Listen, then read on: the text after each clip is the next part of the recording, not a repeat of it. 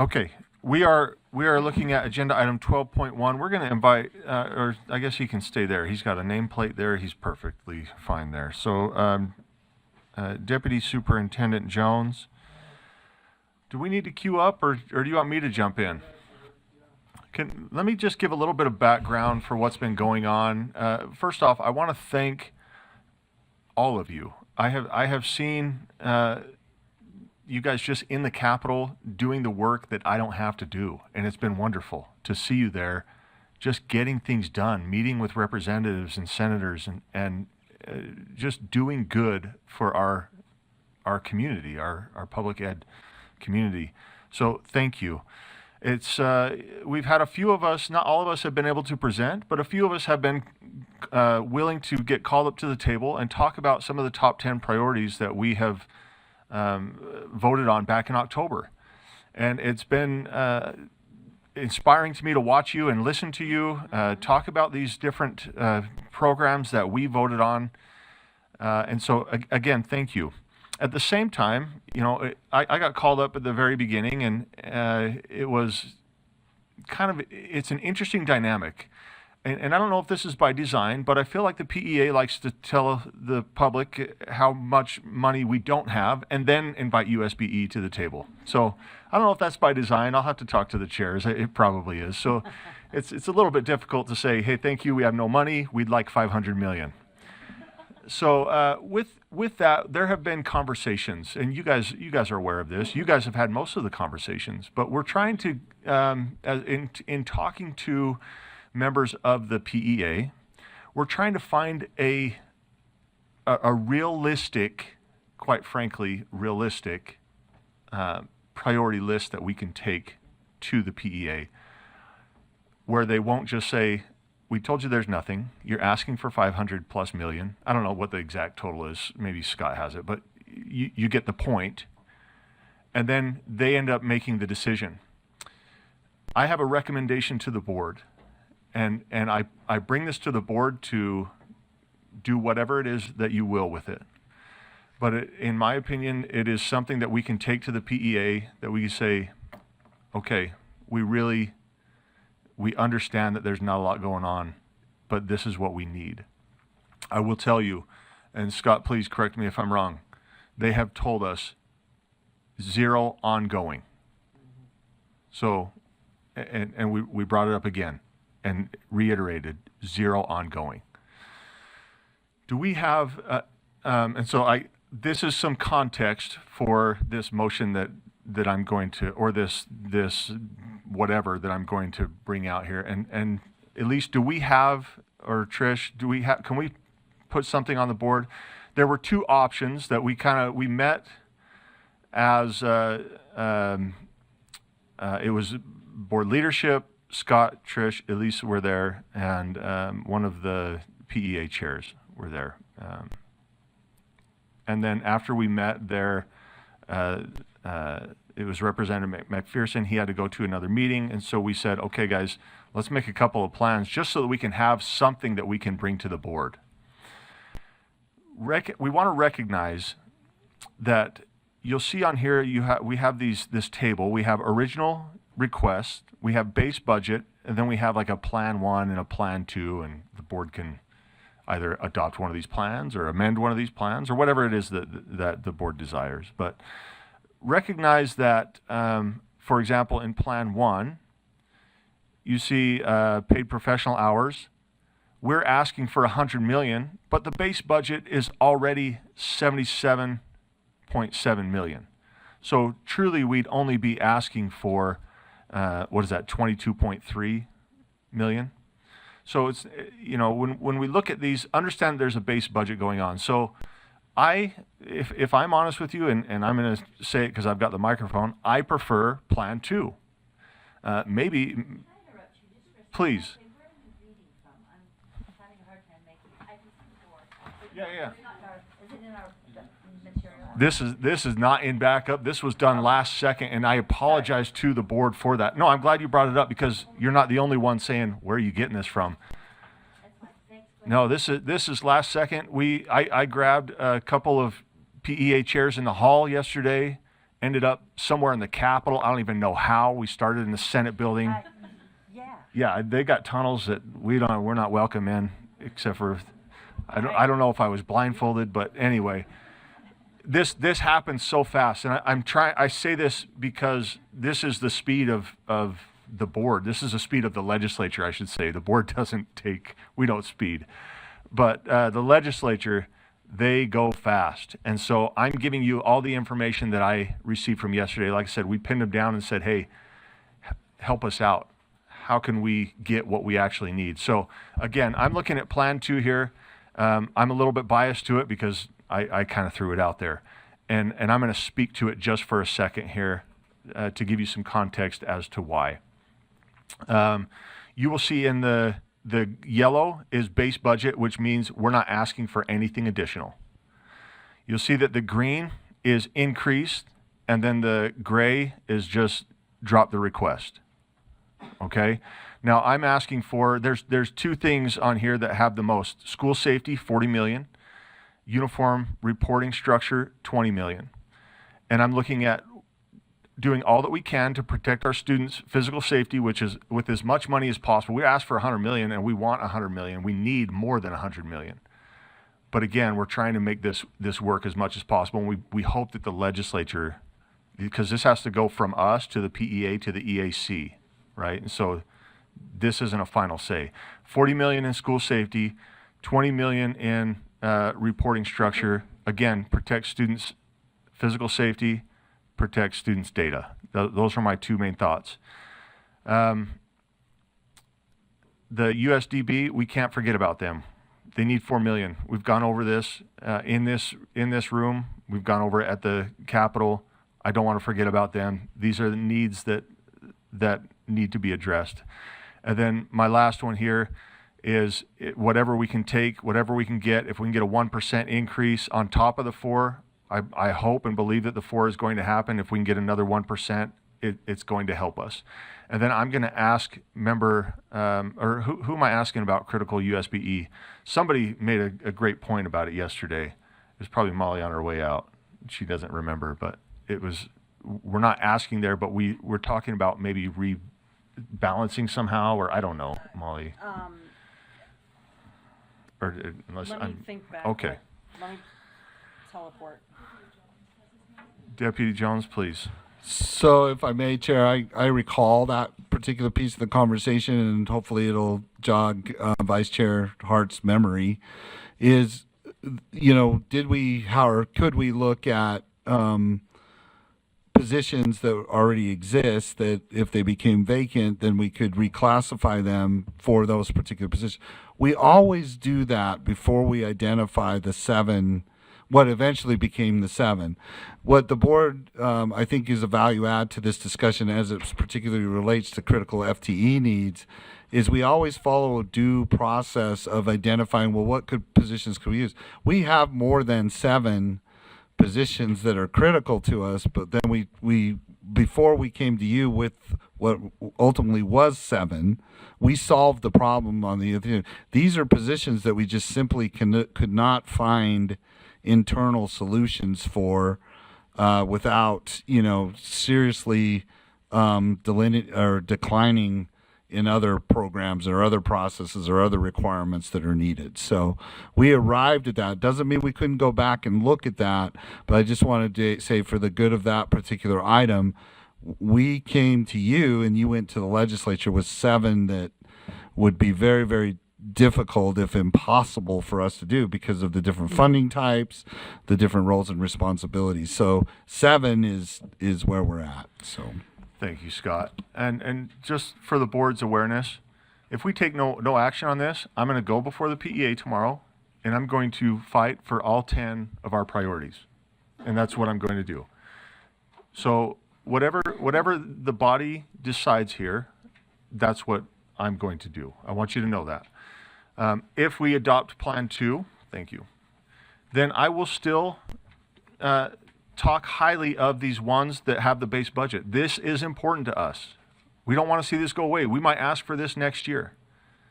But we're not going to ask for additional money beyond the base budget. Anyway, I've got a light from Member Earl.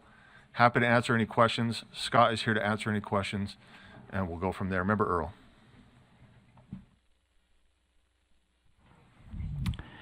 I just want to say I appreciate this because I think this looks like a good faith effort to recognize where the legislature is, the funds that are coming in. It's a recognition as taxpayers funding that we're, responding to the fact that there is not this surplus of whatever we want, right? I just think this, when we get started with the budget process, we often end up with, what do you want? Because we're not sure about the forecast, right? What is your desires? But I think there is a point, and this is that point where we have to make some, sacrifices and thoughtful decisions, right? Because one way or the other, they're going to cut something, and would rather say these ones that we want remained as a priority.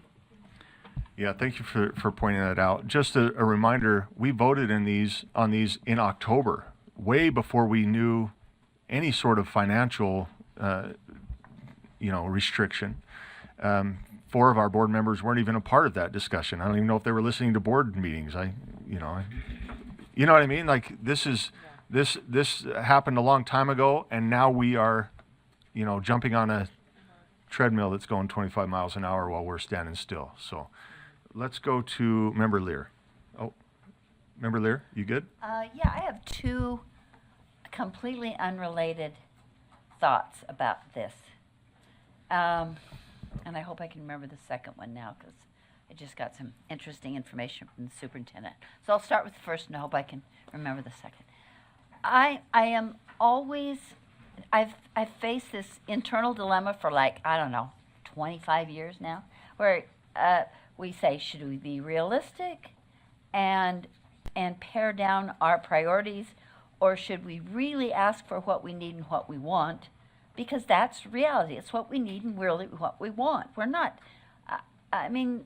there may be a couple, I won't belabor that part. I'm not saying it's perfect or that we're, as scrounging as we could be. But, so I'm always in that dilemma.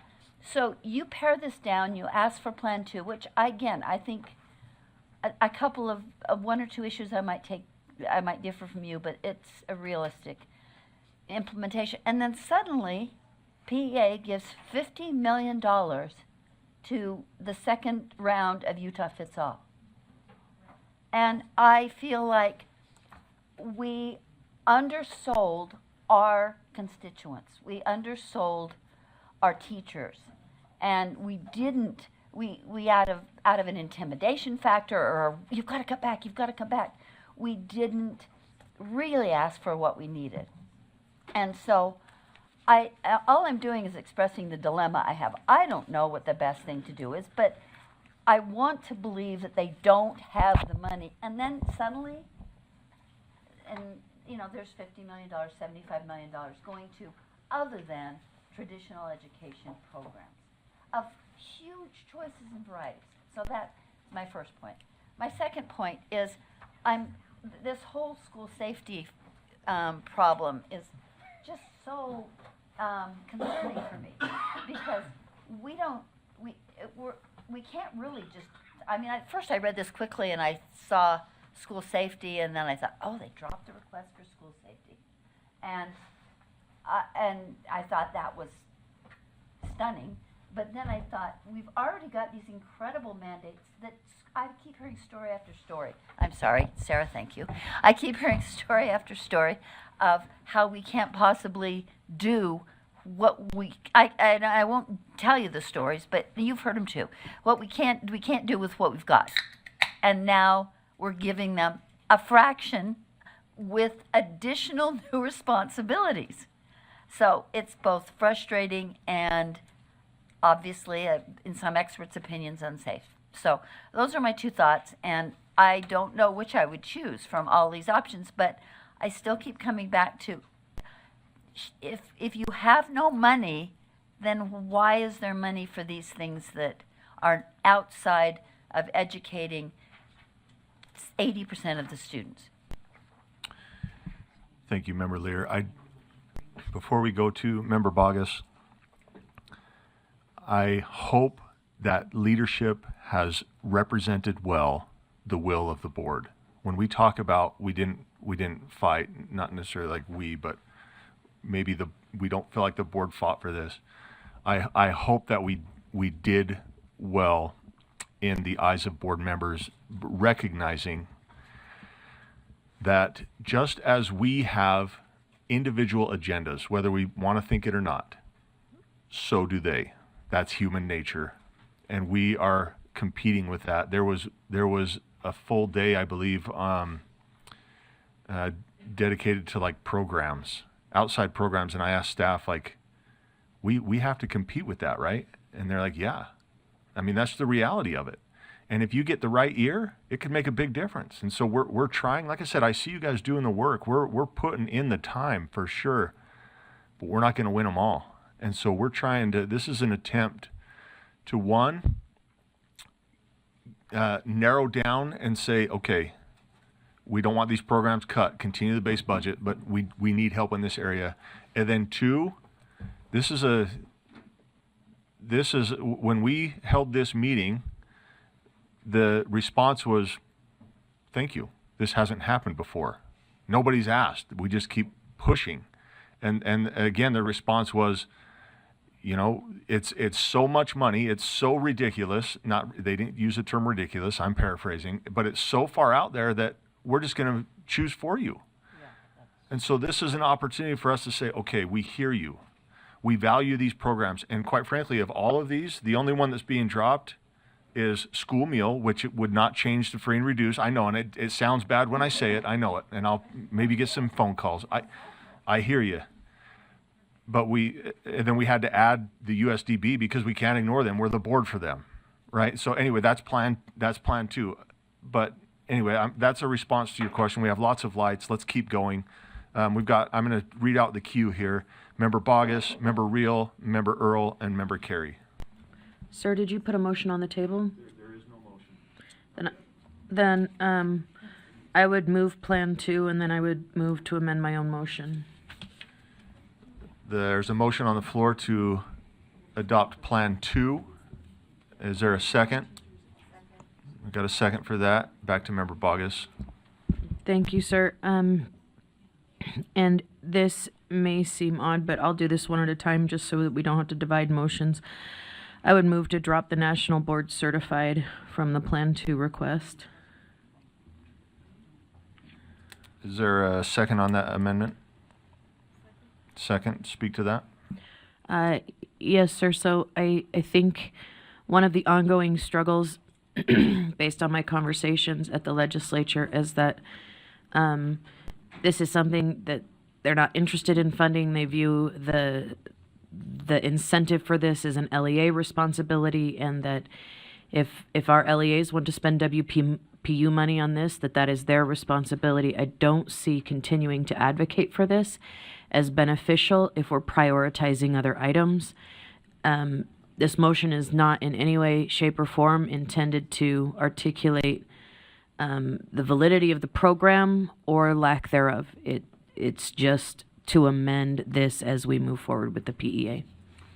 Thank you, Member Bogus. Can I speak to that? And I see these other lights here, and I don't know if they're to that. So if they're to this specifically, let's get a hand raised. Okay. I do want to remind the board, those in yellow, we are not asking for additional money. That money has been allocated already. So we can still talk about this, but I am not going to approach the the table tomorrow and say we want more money for national board certified. Okay, does that make sense? The legislature has already. It's already there. So by removing this, we're kind of saying we want to remove the program entirely, which would not really save us any money. Does that make sense? So the yellow is already paid for. We're not asking for any more money in plan 2. Does it? Couldn't reallocate that money? They could reallocate it, yeah, and that's what we're trying to clarify here. Transportation and Utah fits all. Okay, so with that, we have a response on this from Member Reel. I have a question that is related to the motion, but is also in general. First of all, I wanted to say thank you to leadership for advocating for us and staying with our priorities and being very open and communicative about all of the work that you're doing with the legislature. I'm speaking for myself, but I really appreciate all that you have done. And this is really, really helpful and organized, and I think is a good strategy for our approach with PEA. So I also appreciate that. This might be a silly question, but I tell my students that if they don't ask a question, then they have an ego, or I don't know. So why do we prioritize items that we know are already a priority for the legislature? And I'm speaking specifically about school safety. I know that we can say that we are supportive of certain items. For example, school lunches or school meal, right? That's something that we know is a priority for a lot of legislators. It's a priority for this legislative session. The governor has come out and said it's also something that he has requested. We know that school safety will be funded, and we don't know how much, but we know it's funded, and we know it's a priority of the legislature, and they have made that really clear. So why do we prioritize items that are already going to be prioritized by the legislature? Thank you for that.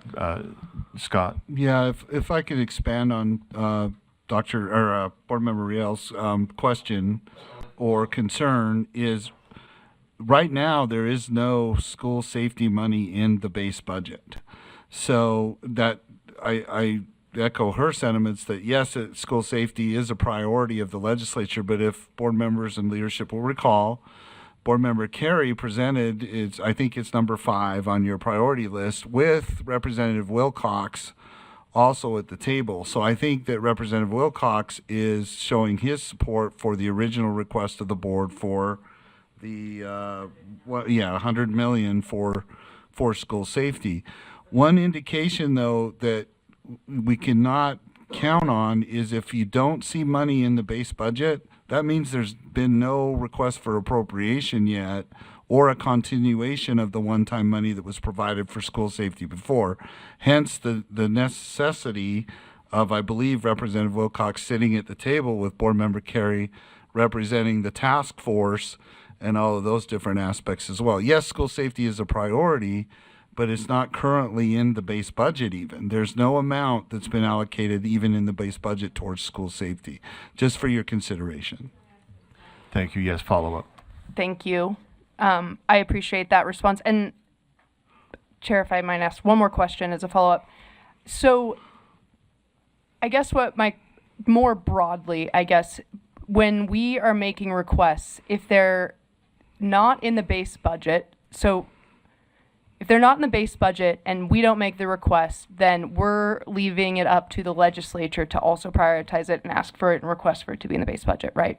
And oftentimes the reason that I say this is because I almost wonder in the future, if we all remember, if we can say, like, these are our priorities and these are things that we know the legislature is working on prioritizing. I'm not sure if that works. But my second question is school lunch in the base budget at all? No, It's not ma'am, it yet. is not. Through Okay. the chair, no, ma'am, it is not. But there are a couple bills with fiscal notes that are open, correct? Okay. That is where, so if I may expand on that, that's a key takeaway here that Board Member Riel is bringing to the whole group, is we have a bunch of parallel process, we call them parallel processes in budgetology, right? Budgetology is a word, okay? It's right in there with strategery. So the key is that all leadership, past and present, has done a great job. This is the first year, though, I've seen where it's true. And even if they need to know, I put them on double secret probation. That I saw them represent the board. All leadership has done that. I'm not disparaging anything to do, but representation of that too. What we also have to consider is we have Representative Strong. Yes, that's running his bill, right, for school fees. Then you have Representative Clancy that's running this bill for meal programs, right, or meals too. So you are very good and have been very adept this year at considering all the different parallel requests that are going on in your consideration. I mean, what if I told you that we were told that there's 70 million of one-time money? If you were given a specific amount and told budget against us, or as if you were given $70 million of one-time money approximately to do that, would that, I'm not saying it should or that you would, but what would you do with that information? If you were told, or put yourselves in a PEA member's shoes, if you were told, look, you know, you got $70 million of one-time money, where do you want to fall with the $70 million of one-time money? We were told, he's spot on, that it's zero ongoing, but right now, as it stands, which is subject to change to Board Member Lear's point through the chair, is that things come up. They happen to, we get told one thing, but then revenue comes in, and it is what it is. That is the risk, or that is a possibility on that. So hopefully that helps. And I took a long way to answer Board Member Reel's question, but okay, thank you, ma'am. Thank you. And Superintendent Dixon has a additional comment to that. I'm going to tag on to my wingman. Thank you, Chair Hymas. New PEA chairs, new PEA members, 20 new House members, a few new senators. This year, I had a number of both from the committee and the leadership team at PEA say to me, why did the board give us this huge laundry list when we don't have any money? Now, Deputy Jones and I have been up there for many years, and we always get into this negotiation conversation, but we also hear, well, I talked to board member so-and-so and they advocated for this, or another board member advocated for that. And what happens, we have a bigger list than they have money for, and we get pulled behind the scenes, and we get asked the question, what does the board really want? And we say, well, our priority list. And then they either cut that down or make those decisions for us. One thing that I don't think anyone that I spoke with was aware of, and Deputy Jones, I'm not speaking for you, but there was a lack of awareness about the Governor's Budgetary Act. I'm missing a word in there. Governor's Budgetary Procedures Act. That forces the function for you all to make a laundry list pretty early on. And when I explained that to PEA leadership, members of leadership, to say this is why, it's this piece of code that forces the function of we have no idea what the revenue will be. And so the board listens to their constituency, they listen to the LEAs, and we come up with a list, based on all sorts of information. And then we whittle down every year. And that's a whacked process. I mean, think about your own wallet. I don't go out and buy a bunch of things and then figure out what my budget's going to be later. Some might, but I do not do that. So I mean, that's the place that you all are in as a board. So I think with that understanding, I also mentioned to these members that it might be wise for a code change to get us out of the Budgetary Procedures Act, and then you can be more exacting when you know what the revenue is to go in with a cleaner list. So I would encourage the board to not forget that and push on that a little bit as well, to maybe get that code changed so that we're following, instead of a Budgetary Procedures Act, we're following stay in your lane budget, or stay within your means Budgetary Act, right? Is that fair, Scott? Thank you. We call that in accounting. Stay in your lane budget. We don't call it stay in your lane budgeting. We have an accounting term for it. We do it here, precision accounting, or precision funding. Right. Thank you. So I want to remind the board what the motion on the floor is, and the motion is to, correct me if I'm wrong, Member Bogus, but I guess, are you saying remove NBCT entirely, or from this request? From talking about it at all? Okay, so the board dropped the national request from Plan 2. Yep. Okay, so that is, Drop the request. Turn it gray. can I get clarity? If we're not asking them to remove the funding, then just leaving it as is what is going to happen. Plan 2 does that already. So that she wants it to turn gray. Oh, drop okay, thank you. Okay, so that's what we're speaking to here. Again, I've got lights and cues, speaking to this motion, if I have a hand I just To can't this turn motion? my light on. Yes. to this motion, go ahead. So what brings this into clarity for me? Yes, we went up there. We worked really hard. We presented all of the items. We spoke to them. We did what we could. And the look was, it's hard because they're like, really, when you total that up, you realize what the bottom, and then we go into the, well, please let me explain the procedure. We start in October. We talk about what we need. This was done in earnest. This is what we need. This is our list. Then reality eventually hits, right? It's just like Christmas. You write your list in October, but by the time December hits, you know, as a kid, I always narrowed it down to what I really, really wanted. Because the reality hit home. The reality hits home for me as a practitioner too. When somebody says you have this amount of money, suddenly the clarity becomes different. It becomes okay, if we've got, and choose your number, right? Because everybody has a different number that they're budgeting to. Suddenly to me, I have to say, okay, you know, because I understand the school meal issue, but we already have a mechanism in place to provide lunches at a reasonable rate. And so that to me, when I look at the other things, I'm like, we already kind of have a solution there. I personally am very concerned about the WPU value increase because of maintenance of effort. If I don't give my people a raise, even a tiny one, I don't meet my maintenance of effort, guys. I just don't, and I am not unique in that. And so that 4% is not going to cover it. It just won't. So when I start to look at these other things, I'm like, okay, we have critical needs, period. We know that we have critical needs. It's number 2. Nobody's disagreeing. But talking about meeting maintenance of effort and paying my people, and then thinking about, okay, well, maybe I can look at my positions.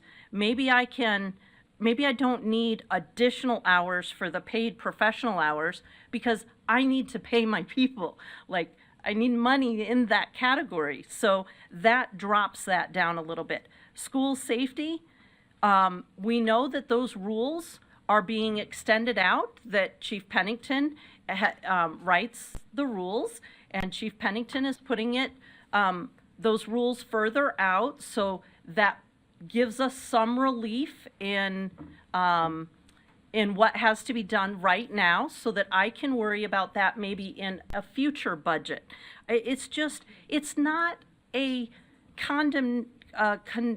condemning of these items. It's a matter of where they fit and when they fit, and we have a responsibility if we are going to be taken seriously by PEA and then EAC, which is a whole nother ball game, then we have to do hard things. Now, we can all sit back in committee, and I'm just going to say it. We can all sit back and watch them approve things that we know they didn't necessarily want to say yes on. You spoke to this earlier a little bit. And we're like, come on, guys, we know, you didn't necessarily want to say yes, but you did. We're asking you to do the same thing so that we can take a relevant and be at the table with the people making the decisions. People are going to have their feelings hurt. People are going to take this out into social media and absolutely stomp all over us about it. But at the end of the day, if we want to be at the table, we have got to play in reality. And so I very much support Plan 2. I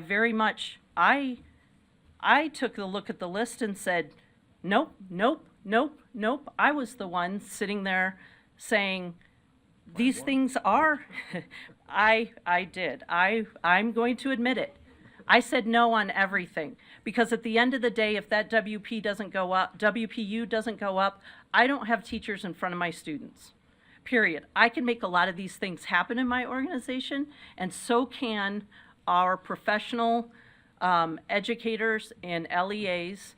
And so to me, the WPU value increase, and I'll get crucified in whatever social media circles, but the rest of it is secondary to me. I'm sorry, it's just where I'm at. Thank you, Member Hart. Was that for removing the Well- base budget? I agree with Plan 2, but I would like to go even further, because at the end of the day. So I have 4 motions, that might make you happy. Okay, well, let's do one at a time. How's that? Those numbers then just get locked into something the legislature wants to do instead of WPU, because we just released that money. It's not. We didn't release anything. Let's, That's, I mean, if we do what Let's- you say, we don't do. let's speak to the motion at hand. Sir, I know we can have this it's not even a debate, it's a conversation. We're trying to gain clarity here.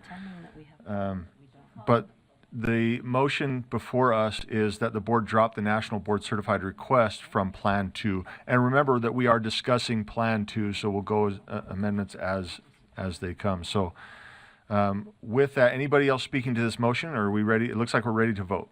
So, speaking to it, go ahead, Member Davis. Yeah, thanks. This is already in the base budget. I would not mess with anything in the base budget at this point. The National Board Certified Teachers is one of the few things that we have we can show actual data. It increases literacy rates, which we just talked about with our 8th grade literacy scores. It increases 1 to 2 months per 180-day school year increased growth. The retention rate is 2/3 higher for National Board Certified Teachers than it is otherwise. And new teachers who are mentored by National Board Certified Teachers get higher achievement results than new teachers who are mentored by non. Our National Board Certified Teachers actually get higher achievement results than our teachers with master's degrees in their content area, because it's skill-based. It's how to be a better teacher pedagogically. One last thing, I could give you multiple of these conservative states, but I'll give you one example. Florida has a 10% pay bonus for National Board Certified Teachers, and 9% of their teachers are board certified. Utah has a $1,000 pay bonus, and 0.5% of our teachers are board certified. But if we can increase, skills pedagogically, I think it is helpful for students, and we have the data to show it. So, we could take every single base budget thing off of this list and just shrink it down to your list for talking purposes and just narrow it down to the greens. I'm fine with that, but I wouldn't only remove one. Thank you for that. And I don't plan to spend a lot of time talking about what we're not asking for, quite frankly. I will, if whatever is left on this, I will say we appreciate, PEA's input and feedback. We value all of these things. There were some that we didn't even make top 10 that we still value.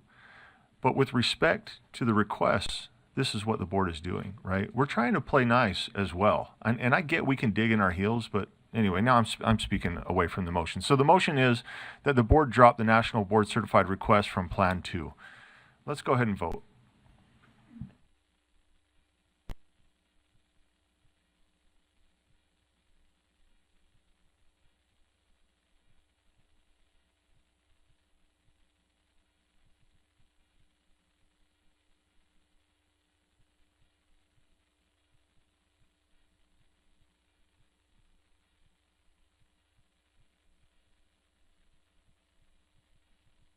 Okay, so the motion fails.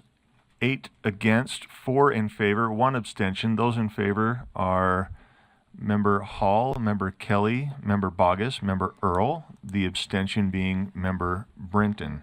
So here's what I have. Thank you. We'll move on to the next. Here's what I have in the queue. I have Member Earl, then Member Carey, and then it looks like we're back to Member Bogus for another one. So Member Earl.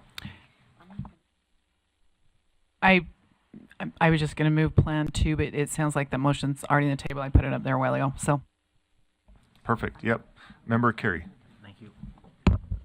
Thank you, Chair. Yeah, and I want to echo what's been said, that I understand leadership is in a difficult position, and just having witnessed what you've been doing up on the Hill, you represent the board really well, so thank you for that. I do want to address the school safety funding for several reasons, and I think Superintendent Dixon mentioned this. The Budget Procedures Act requires us to come up with numbers before we know the numbers. And this was the case with school safety funding. We prioritized $100 million back in October, knowing that the individual school safety assessments would not be in until December 31st. So that was a well-reasoned, well-thought-out guesstimate. And I know that you're aware of this because leadership was there at the PEA when we found out the actual number. And if it's appropriate, Chair, I would just like to call up Director Coda to share that number with the full board. Yeah, she also has Rhett with her. Are they a tag team or? Either way. Yeah, come on up, please. If I could just set the stage for the board, we had found out the evening before PEA what the actual number was. So when we presented this number to PEA, they didn't know what, they saw 100 million. They didn't know what the actual school assessments totaled. So when that number was shared, you know, I didn't envy Director Coda or even Representative Wilcox because that body didn't know what the actual number was. So Director Coda, with the chair's permission, could you just share with the full board what that number was, where does it come from, and what does that money, where would that money be spent? Yes, happy to. Chantel Coda, Director of School Safety and Student Services. Thank you so much for this time. So with the chair's permission, I'm happy to share this number. So just to set some basic information to make sure we're all on the same page, we did ask the schools to complete a school safety needs assessment. And using that assessment, schools were asked to, or invited rather, to participate in the school safety and support grant. And with that, it just closed on January 31st. So these numbers are really hot off the press. What we found, and you can see here on this slide, is that these are the items that schools are requesting, bringing us to a total of just under $500 million. Now, this is not a static total. I'm calling it somewhat of a dynamic total because some information that you should know is this is out of 137 districts. So we did have 18 that did not apply for multiple reasons that we're trying to better, understand, and hopefully they have other means or ways to meet their needs. So just keeping in mind that this may be even a little bit low, considering that not all of the schools reported their funding needs through that mechanism, which would be the school safety and support grant. But you can see here, these are the minimum safety and security requirements that you're looking at.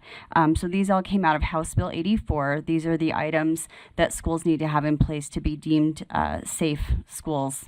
The one thing that you might notice is another item 9, which is other. That one is excluded from the minimum safety and security requirements, and that includes items that schools may have identified, again, as they were going through with their local law enforcement and looking at their safety needs. They may have identified needs outside of the minimum safety and security requirements, but otherwise these items are here. I also want to call your attention to the 2 items in red because those can technically, as we're looking at the number, those items were, there were motions made in a recent task force meeting that we would use if you recall, there are several pots of funding for the school safety needs, and those 2 items are coming out of that other pot of funding. So we will be able to provide those for schools. So that includes the wearable panic alert buttons and the bleed control kits and first aid kits. So those will be supplied out of the $50 million that was allotted to the grant subcommittee from the task force to be given to the schools. So that aside, if you look at that, we're looking at, if you take off about $50 million there for those items, just a little over $50 million. Thank you, Director Coda. I'm physically ill looking at this number, and then for me to go up and say, hey, can we have 40 million so that we can try to scratch the surface, which is unscratchable. So if I'm honest with you, frankly, I'm at a loss, and it sounds like you're in the same boat. It sounds like the PEA is in the same boat, right? And even in our conversation with one of the chairs, not trying to gain sympathy for anybody, but he's like, I'm in the same situation you are, right? This is not easy for me, and we got to take it to the EAC, and they're going to pick us apart, right? We all are in this position to make difficult choices with resources that nobody has enough of. And nobody is saying we can't do school safety or we don't want to do school safety. Nobody is saying that. We need, and I told Member Carey this at the Capitol, we need time and we need money. And the fewer dollars we have, the more time we need. And so I don't know how to, this is my message to the PEA. You want to give us 40 million? Fine. We'll ask for 40 million. We need more time. You want to give us 500 million right now? We'll get it done for you pretty quick, right? But there has, we can, staff is great. We'll get a graph going, right? Time and money. So anyway, I'm going to go back to Chair Carey. Thank you for that presentation. Kind of. Now I'm just more upset. I know. So Chair, but Member Carey. Yeah, thank you, Chair. And I think, my concern with reducing the amount that we're asking is not that you've decided the wrong way, right? Tough decisions, and they have to be made. My concern is that not only the goodwill, but if you go to the School Safety Task Force, I would say the division between Department of Public Safety and people on the education side of the ledger is 80-20. Maybe 90. I mean, right? Like we sit on this side and there's two of us, and then all the law enforcement's on that side. And, right now, HB 40 is being considered, which is the cleanup bill. We're trying to get another member of this body on our school safety task force. I think the only reason that it's being seriously considered is the goodwill that Director Coda and former Deputy Superintendent Norman have built up with that committee. And as this body knows, when we spent $1.5 million, they came back and they matched it. And they took it out of that same $50 million. And they do that because they recognize that we've made it a priority here. And my concern is this, that if you were at that last PEA meeting, when this number was revealed for the first time, like here, there were a lot of, yes, both. And all of a sudden, there was talk about these TPIF funds. Is that, yes. PTIF, and about, well, if there's all this money just sitting over there, why don't we take that money? My concern is that if we deprioritize in terms of we're going from 100 million to 40 million, are we creating this incentive to say, well, I know we're not saying this. I echo what Chair Hymas said. There's no one in this building or I think in public education in Utah that says this is not important, it is not a priority. But I believe that the message we send, if we change that funding formula, is that they then say, well, if they're not interested in asking us for the money, well, there's, according to that one news report, $4.4 billion sitting in these investment accounts. Let's just take that. And I believe that it will adversely affect our relationship that, again, that Director Coda and Deputy Norman has built. When Representative Wilcox asked to sit at the table and co-present our request for $100 million, I sent two emails. I sent one to Chair Hymas, and I reached out to Scott Jones and I said, is this a good idea? Right? He's not part of USBE. Now, he chairs the School Safety Task Force, but that's our time. And so I wanted to make sure that because I'm representing the board, Chair Hymas was okay with it. He said, that's a good idea. He chairs the law enforcement committee. He chairs the school safety task force. If he's willing to echo our request, that's not a bad thing. And then Deputy Superintendent Jones echoed something very similar. And I just worry that he sat there with us, he did it, and now we're saying your performance cost us $60 million. I just wanted to share that with this body because I believe that all those things are in play to a degree with this proposed change. And so I would just speak against the general motion that we adopt Plan 2 because of those possible ramifications. So thank you. Thank you. We are back to Member Bogus, and then we've got Member Davis in line. So I think we all have lots of ideas with great merit. I really do. But I think that sometimes our silence speaks louder than continuing to speak. And if we continue to beat these horses, we're going to lose. That it's just not a secret when you go on the Hill that if we continue to belabor some of these points, and I'm not asking for us to withdraw our request, I just think we should speak louder on some issues than others. And so I don't want to in any way indicate that I want to I think I've made my point. With that, I would move that we cease discussion on the uniform reporting structure money as a part of Plan 2. So there's a motion before the board and when you say cease discussion, are we saying just essentially drop the request?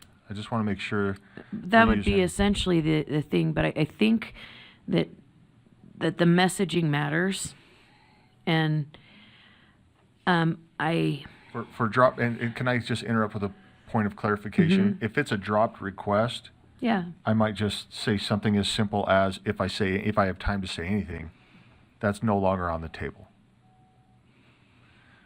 That would be at your discretion, Chair. Those are your words. I know, that's why I want to make sure they align with the will of the board if this is voted forward. I just. Yeah, so go ahead. Let me get the motion here, and then you can formulate thoughts. If we get a second, you can speak to it. Okay. If not, then we'll move on. So yes, please. Does that you, Sims? Is that the new language? Yes. So the motion is it's, SIS. oh, not, yeah, that's right. You're right, thank you. I read your mind, she read your, yeah. Okay. The motion before the board is that the board drop the request for the uniform reporting structure. Is that correct, Member Bogus? Yes, sir. Is there a second to that? Second. And then back to Member Bogus to speak to that. So I think I'm speaking to this and maybe the motion overall, but what many members of the public don't understand, and what sometimes even our own legislators don't understand, is that WPU increase almost all goes to teacher raises. We're not seeing an increase in budgets for whether it be school safety or whether it be classroom books or whatever. A lot of schools budget on a curriculum cycle. So those monies are kind of earmarked in a cycle. But when we talk about this, we are in a place in history where we need to treat our teachers well and we need to pay them well. And I'm not going to argue whether or not they are already paid well, but this is an ongoing issue. And if this is genuinely the conversation on the Hill, I think we need to talk about certain things more than others. And maybe this year, this just isn't one of them. And so with that, I would be finished. Thank you, sir. Thank you. Member Davis, are you speaking to this motion or are you in the queue? Speaking to the motion or in the queue? Okay. Let's get, I got it. Go ahead. And I'm still in the queue. Are we taking turns, or how's it going? Okay. Yeah, I think that out of all of the things on this list, the thing that's crucial right now is the money for the uniform reporting structure, because we keep being told by auditors from the legislature and independent auditors here that our data is unreliable, and we don't want one system where everybody's putting it all in. And so the only option we have left is to get the systems that the LEAs are using currently, so all the teachers and parents and people don't have to revamp everything they're doing. We have to get that to be to a place where we can be reliable, and where one can, LEA says, hey, this kid moved into my school. I need the information. I need the IEP. I need all this stuff. And it doesn't take a month to get it. That's not safe for other kids in some instances, and it's not good academically for kids.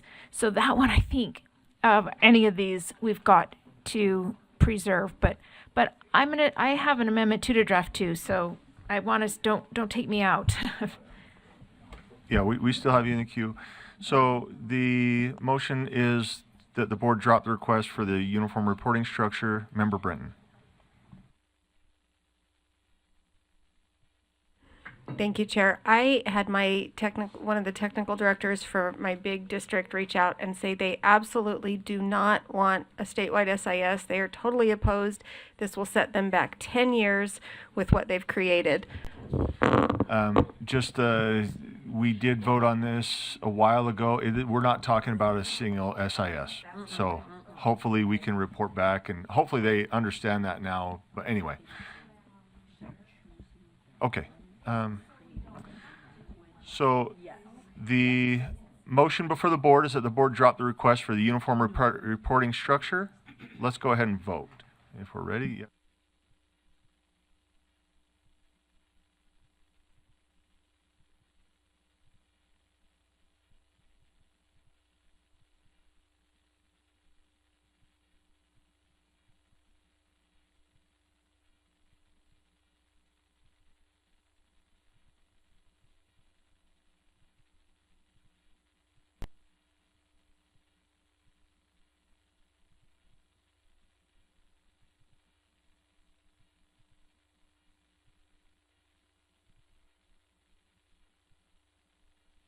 It's true.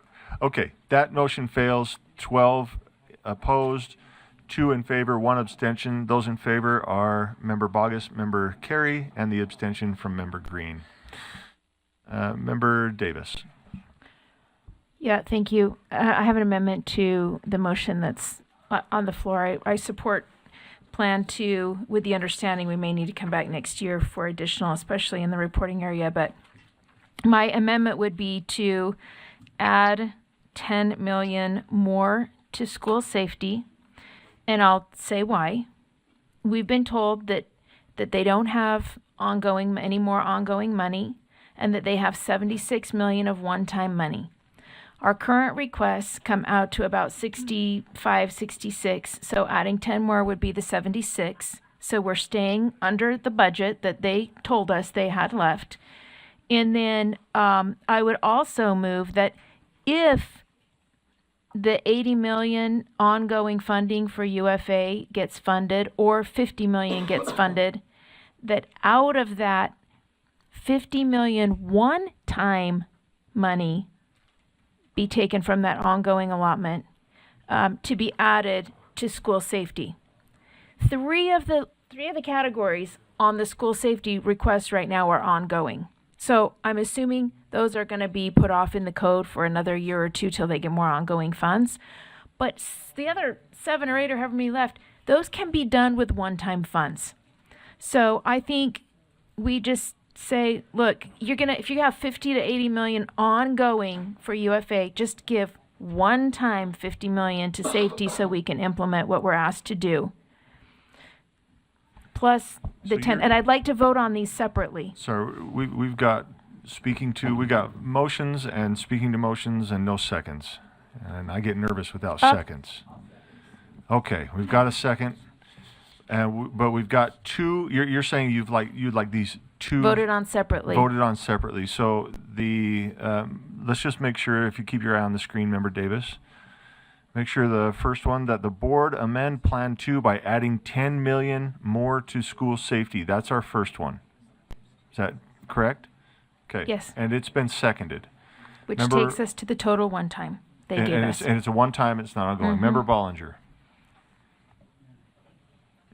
Let's get her. Thank you, Chair. Just a clarifying question. So, Board Member Davis mentioned that there was the 76 million. If I look at Plan 2, I just want to make sure I'm understanding what we're asking for. So, in the WP value increase, we're asking for an increase of 44 million, correct? Off of the, Say in that addition, again. Are you talking we're- about which line item? Plan School 2 safety? WPU value. Okay, The yes, 1% increase yes. would be 44.5 million on top of the base budget. Correct. So that's an increase, plus the 20,000 on uniform reporting, plus the 40 million, or excuse me, 20 million, and then 40 million for school safety, and then the 4 million for USDB. So we're beyond a 76 million. So I'm just trying to understand. Please, Member Davis. The 76 is the one-time amount, not ongoing, and WPU is ongoing. And if I'm honest, we're pushing it with WPU, but We're not going to probably get the WPU. we're hoping. That's Fingers crossed. ongoing. That's a Yeah. huge ongoing. Okay. So, yeah, does that answer your question? Thank you. Okay, so we are at the motion, the motion on before the board is that the board amend Plan 2 by adding 10 million more to school safety, and we are ready to vote.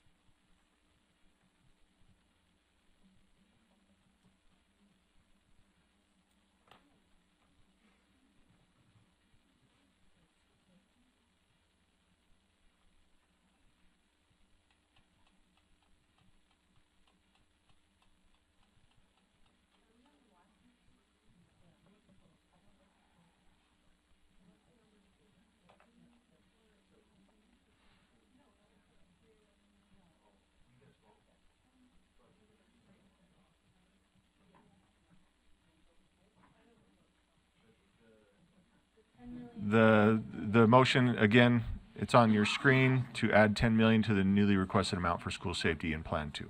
Yeah. One more vote, it looks like. Okay, that passes with a vote of 8 for, 1 abstention, 5 no votes. Those opposed are Member Lear, Member Reel, Member Brinton, Member Hymas, Member Hart, with Member Bogus abstaining. So that passes, and the next motion that is before the board is that the board amend Plan 2, that if the legislature funds 80 million ongoing for UFA, that 50 million one-time money be added to school safety. Do we have a second on that? Can I just adjust that also? It was if they fund 50 million or more for UFA, that we request one time of 50 million be for safety. We have a second on that. So you kind of spoke to this already. So are you hoping that this will add up to 100 million? That's your goal? Or am I missing something? Well, it will support.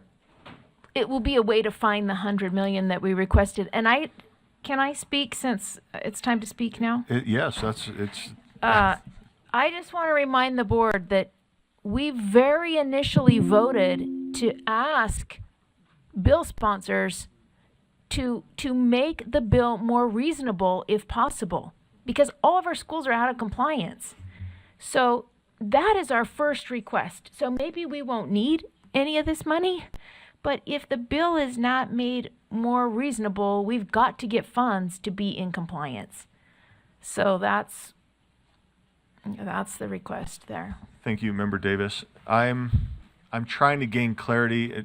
Scott, do you understand this? Can you train me later? Or, yeah, thank you. I want to represent well, that's all. Okay. Vice Chair Wood. Superintendent Jones, can I ask you a question? This is more about WPU as we're talking about ongoing with Utah. If it's all ongoing, there was a 2% that the legislature set aside for Amendment A for WPU. If that passed, they were going to give. Can you tell me what they've done in the base budget with that 2%? They've used it towards other ongoing requirements of law. They just took it away. Yes, Okay. because the amendment didn't pass, then legally they didn't have to do the 2% on the WPU. Perfect. So, Okay, thank So you. it's been used through the chair. Thank you. Okay, so the motion before the board then is that the board amend Plan 2, that if the legislature funds 50 million or more ongoing for UFA, that 50 million one-time money be added to school safety. Let's vote.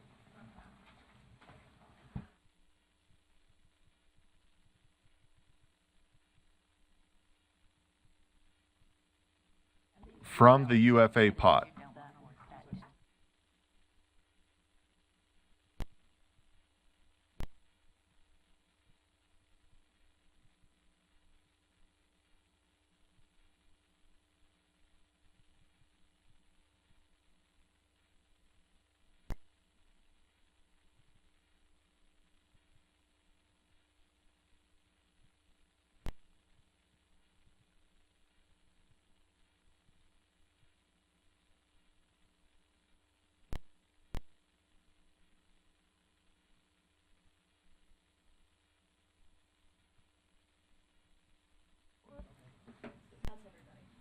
That's everybody. That motion fails. 7 in favor, 6 against.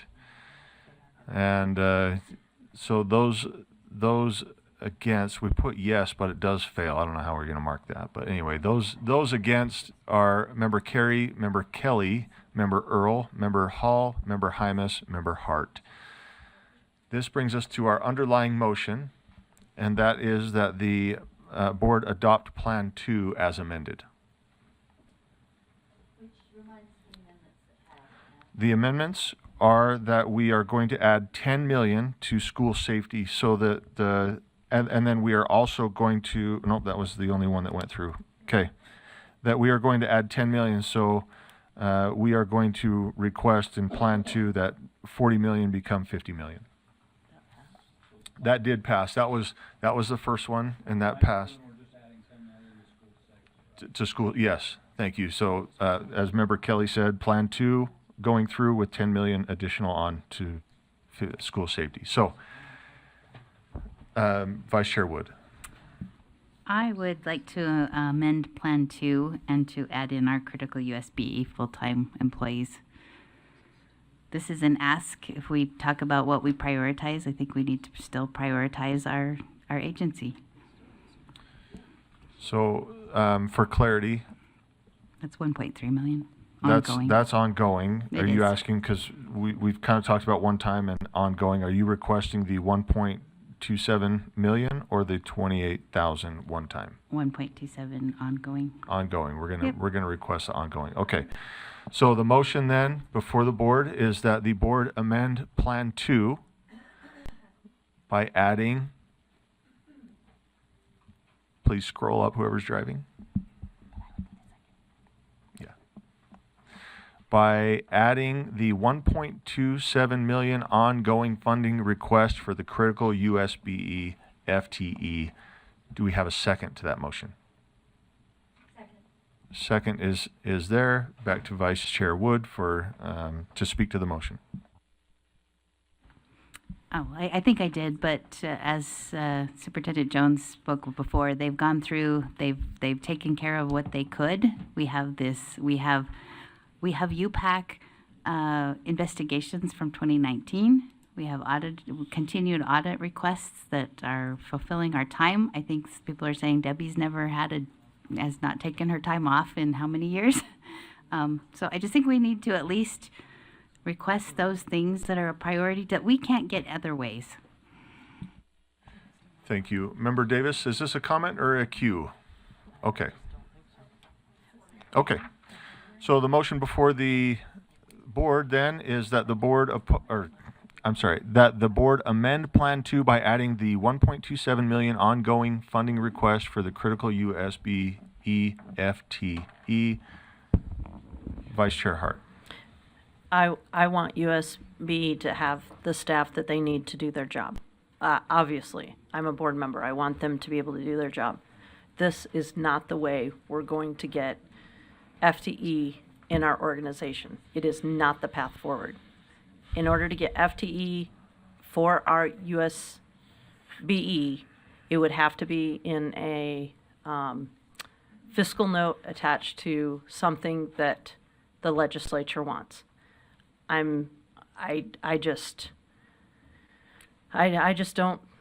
We're now, if you total it up, you're over the number. We're back to where we started. We have to be disciplined with this. And, I just speak against this. Thank you. Member Lear?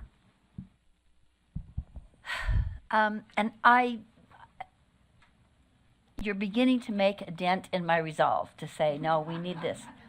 However, I look at all of the other items, and I know there are strong and powerful people behind a lot of them, even ones I really want, interestingly. But this is one where we, the board, is the only entity that's going to stand strongly behind that. We're not going to get, a match from rich people. We're not going to get some other people who will, legislators, for instance, who've said, oh yeah, USB really does need those people. We're not going to get that. So if we don't stand by this, I feel like we are looking like we will back down to our staff and what we only can advocate for. Thank you. Member Kelly? I want to make a point of clarification first, and then I'll make a comment. But the motion is taking the blue and moving it over to Plan 2. Is that correct? That's correct. Okay. So, Just the ongoing portion, not the one time. oh, okay. So not the one time. All right. I know Carol's not going to like my comment. Okay, but I think you're going to like, Carol, the where I'm going with it. But we currently have a president who I long before he became president of the United States, I read 2 of his books, and one of them was The Art of the Deal. And in The Art of the Deal, you ask for this much, and oftentimes you may end up getting this much. But if you ask for this much, you may end up getting less, and you may end up And so my attitude as I'm voting and looking at this proposal is, I think we ask for this much, and if it so happens that they come in and say, all right, you're only going to get this much, at least we asked, and I think prioritizing the staff, I think, is an important thing, and I don't think it hurts for us to ask. Thank you. And then we have Member Carey and then Member Lear. Okay. Member Carey. Yeah, just if Vice Chair Hart would take a question. She said this is not the way to do this. And I'm just curious what Vice Chair Hart meant by that. And Sure. Where is this better path? To me, if we want, well, and legislators, I hope they're not listening.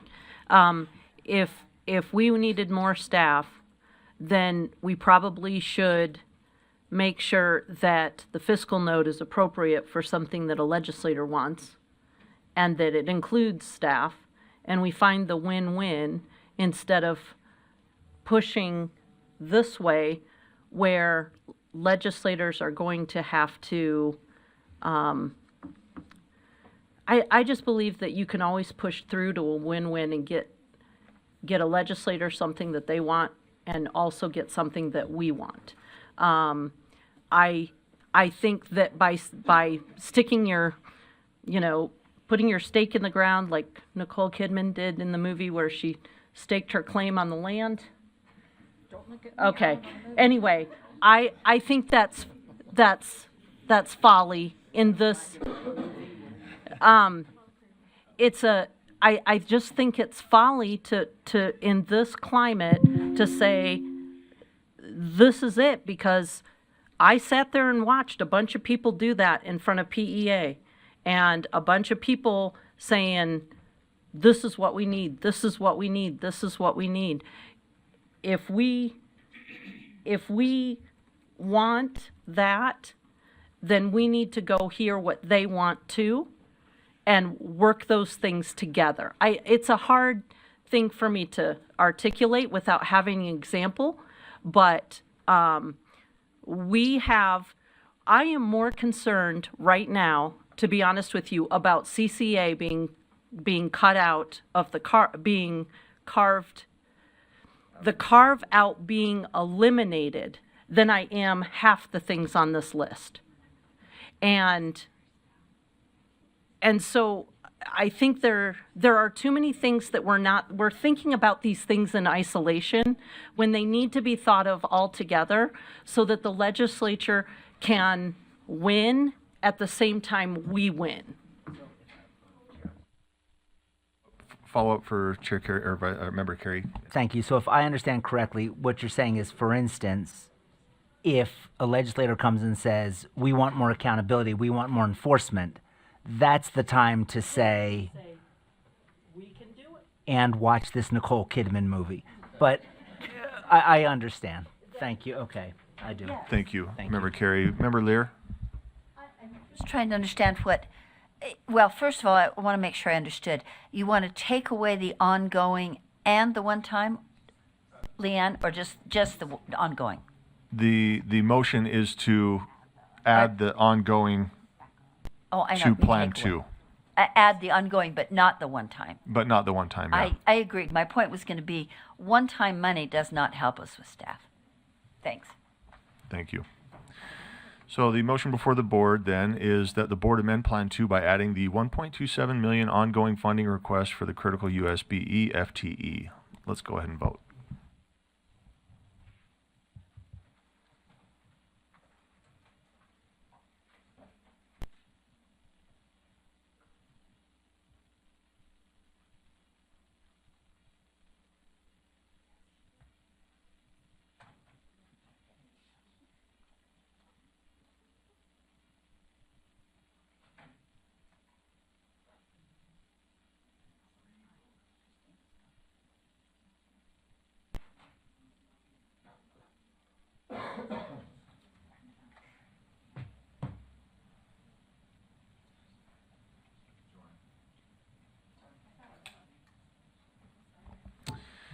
Thank you. That passes. 9 in favor, 4 opposed. Those opposed are Member Brenton, Member Hart, Member Carey, Member Hymas. Okay, we're back to the underlying motion, which is that the board adopt Plan 2 as amended. Let's cue that up for a vote.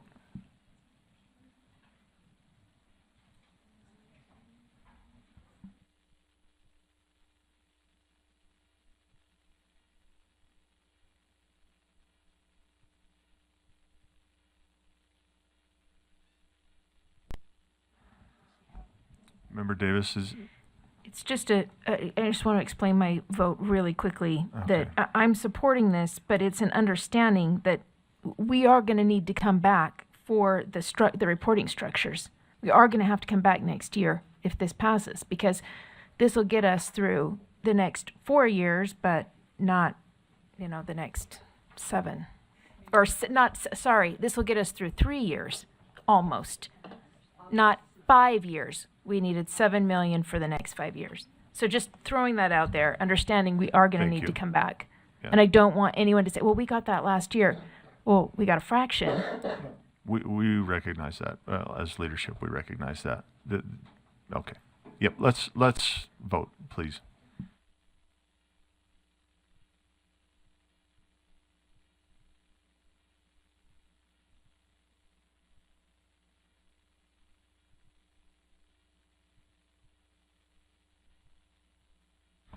So that passes 10 in favor, 2 in opposition.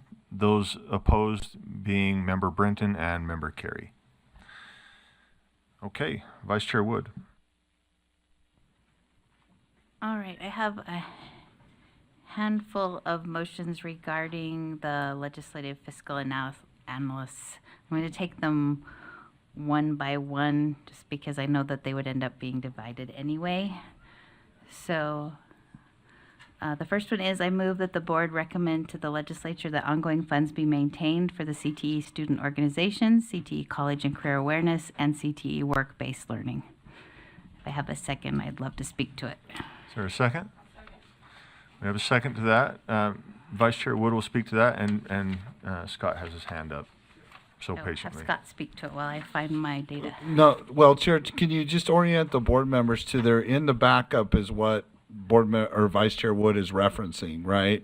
There's a backup item that shows the LFA recommendations, and so you can see that. Is that something that could be put on the screen? I don't know if you can do both at the same time.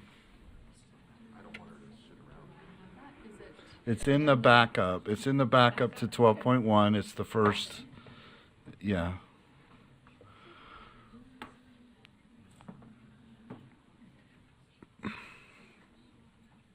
It says LFA recommendations or something. Okay, well, that's being pulled up. I just want to go through these. So the CTE student organization provides students with leadership opportunities, Utah industry connections, hands-on experiences. It's our DECA marketing with finance, hospitality, and management. It's our educator writers for Rising for our future teachers. It's FBLA for our future Yeah, there you business go. leaders of Yeah. America. Yes. It's our FCCLA, Family, Career, and Community Leaders. It's our future health professionals. It's our technical skilled and service occupations. It's our Technology Student Association for STEM. These are the things that give our kids that ability to provide leadership and learning as they move forward. We're trying to prepare good citizens. I think this is part of our vision, to prepare them. And these are the opportunities that they get for doing that. The CCA is the only funding, besides on the work-based learning, that goes to our children K through 8. If these funds go away, it's CTE funding is reserved for 9 through 12. So if we want them to have that grade 7 class where they kind of get that initial pipeline for CTE learning, we need to maintain these funds. And finally, the work-based learning gives them some of those hands-on internships, apprenticeships, career fairs, workplace simulations. Thank you, Vice Chair Wood. So the motion before the board, if we can get that back on the screen. The motion is that the board recommend to the legislature that ongoing funds be maintained. So we're not asking for additional, we're just asking for the funds to be maintained. Is that true? Okay, so the motion is that the board recommend to the legislature that ongoing funds be maintained for the CTE student organizations, CTE college and career awareness, and CTE work-based learning. I've got Member Davis and then Member Kelly. Member Davis.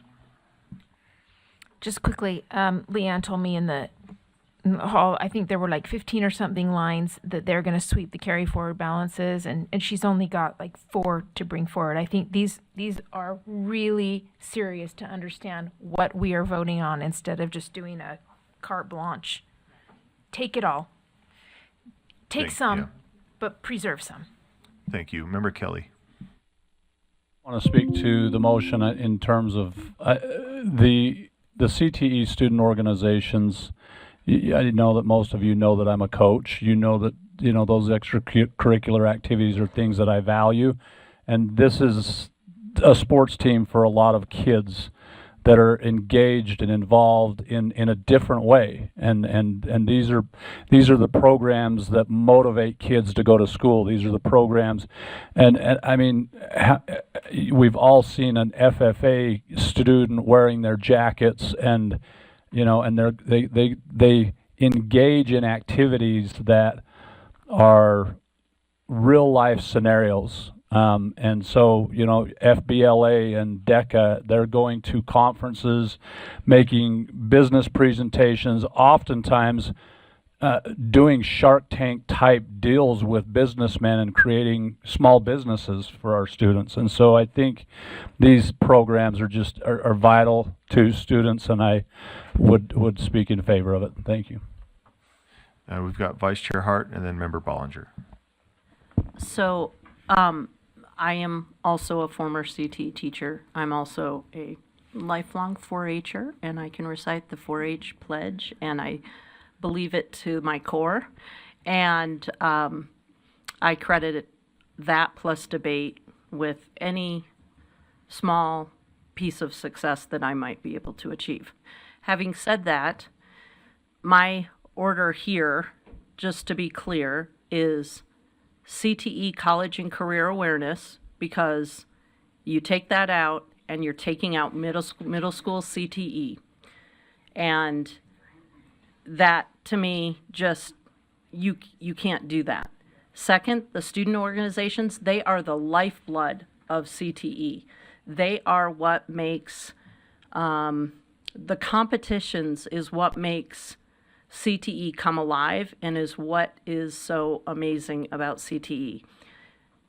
Work-based learning, I'll be honest, if I had to sacrifice one, I would sacrifice the work-based learning. It's a little wonky. It goes K-12, and it's hard to explain. There's not a lot of money there, and it's hard to explain how you are doing work-based learning to kindergarten, first and second graders. So if there's a chance that this does not pass, I'm willing to let work-based learning go in order to preserve the other two. I'm going to support the motion, but at the end of the day, college and career awareness, student organizations, work-based learning, if we need to let go of something, and this isn't going to pass otherwise, that's a third. I just wanted to put that on the record. Thank you. Member Bollinger. Thank you, Chair. I want to echo what Member Davis and Member Wood have mentioned, along with Member Kelly. I believe these organizations and the experiences are very important, and I will add on to what Vice Chair Hart was mentioning about the work-based learning. In my experience and what I've seen, work-based learning is actually the time that elementary kids get exposed to careers for the first time. So it's like, it basically funds their career days. I know my son was able to participate in Kids Marketplace. So it's the first time in third grade where they actually get to have a career, have a budget, and have that experience. I think those are priceless experiences. I mean, he still talks about it to this day. So these are experiences that are life-changing for our students to start exploring their interests. So I support this motion. Thank you. Thank you. So the motion before the board then is that the board recommend to the legislature that ongoing funds be maintained for the CTE student organizations, CTE College and Career Awareness, and CTE work-based learning. Let's go ahead and vote.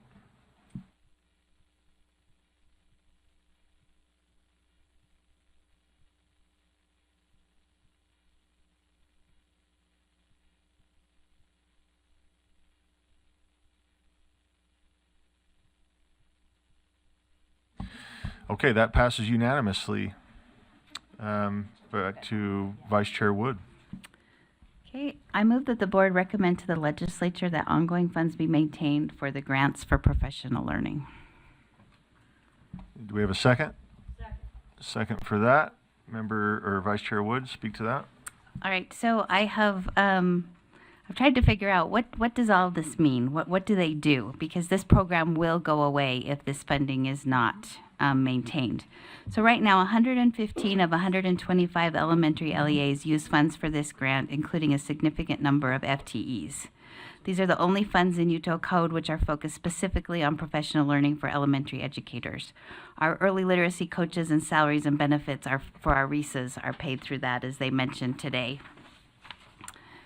Our Early Mathematics Coaching Institute, funded by this grant, has had remarkably high engagement and feedback data, touching over 400 elementary coaches, specialists, and mathematics since its inception in 2022.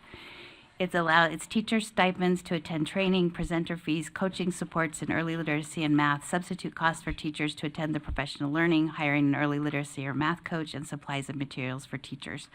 And when I looked in the COBE, the compendium for our budget, it is 100% used.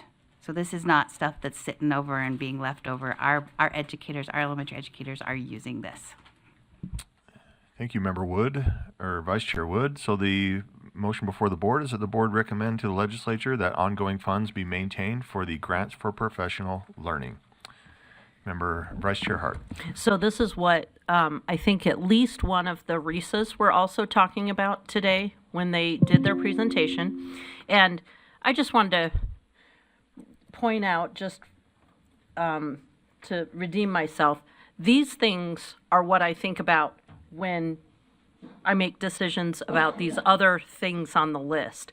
I don't want to lose good things that we know are working for things that we would like to have, because to me, it just doesn't even compare. So this is critically important, and it puts some of the other items in our requests in a little different perspective. So I just speak in favor of this and don't know what I would do for professional learning as a practitioner if we don't have these grants. Thank you. Okay, so the motion is before us that we recommend to the legislature that ongoing funds be maintained for the grants for professional learning. Let's go ahead and vote.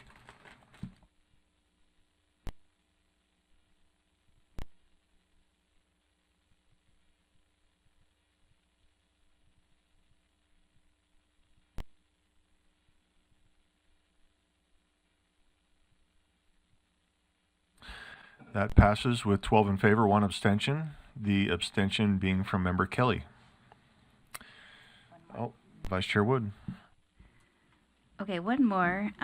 So last week, we made a motion to allow all of the one-time funds to go back, that they could use them where they needed to. In the meantime, SB 39 is moving through the system, which is working through our assessment and accountability. So I move that the board direct staff to work with the legislature to maintain $3.2 million of the assessment and accountability one-time fund to meet the requirements of SB 39 should that bill pass the legislature, ensuring availability of funding without having to submit a fiscal note. Do we have a second? Second by Member Lear. Vice Chair Wood. So the current line item for the assessment and accountability was 4.9 million, and we said they could take that back because our staff had said that would be fine. But in the meantime, this bill is coming through that's going to need a fiscal note, or would need a fiscal note if the funding is not. I like the nods when I'm doing it right. Thank you. So this would just help fund the changes that are going to be needed if SB 39 passes. Okay, I have a comment from Vice Chair Hart, and then over to Member Lear. And so just as a reminder, SB 39 is the one where Aspire, sorry, not Aspire, RISE goes to the additional grades instead of the Aspire test, the pre-ACT. That is something our practitioners, I did my due diligence, hands down, people were applauding that. And so I feel like that is something that this is a great example of us putting our resources towards something and working together with the legislature and making something happen that would really benefit our field, and that Wasatch was the one that really spearheaded this effort, and they were also the one called out in improvements in some of their scores today as well. So the proof's in the pudding, and once again, I just speak in favor of this. Thank you. Member Lear. Perfect. Member Carey. Member Davis is in the queue. Let's keep her light green. Member Carey. Just a point of information, I'm looking at an SB 39 education testing amendments where the bill sponsor is Senator John Johnson. Is that this bill? Okay, thank you. Thank you. So the motion before the board then is that the board directs staff to work with the legislature to not sweep the entire amount of $5 million of one-time funds. I'll be specific. $4,939,100 of one-time funds from the assessment and accountability line item number 16 on the attached, and that the legislature leave $3.2 million of that money for use to meet the requirements of SB 39 should that bill pass the legislature, ensuring availability of funding without having to submit a fiscal note. Let's vote.